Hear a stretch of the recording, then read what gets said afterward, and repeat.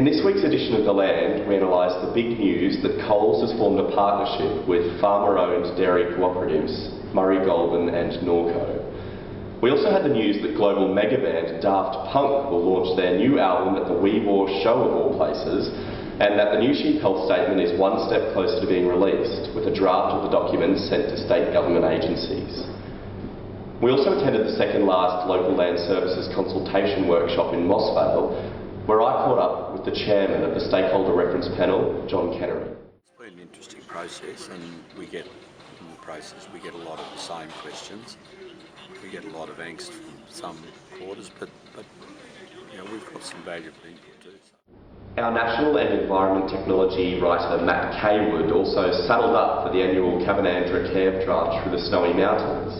And I spoke with Deputy Premier Andrew Stoner, who recently notched up 10 years as the leader of the Nationals. So I think my most significant thing in terms of leading the Nationals has been to rebuild it, to make it a more inclusive party, a party that represents all people in regional New South Wales.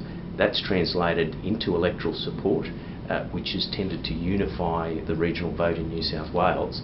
And as a result, country people now have a very significant voice in the Parliament and in government. In the market section this week, we investigate the variability in price for the weaner cattle sales across New South Wales. The season is really starting to bite for some graziers, and that's resulting in a surge in supply of cattle hitting the prime and store markets. We also take a look at the huge number of weaner steers and heifers scheduled to hit the market in the next fortnight. And Andrew, you looked into a new indicator for weaned and unweaned store cattle. That's right. The National Livestock Reporting Service hopes to kick off a new indicator for weaned and unweaned calves in the next fortnight in response to feedback from weaner markets.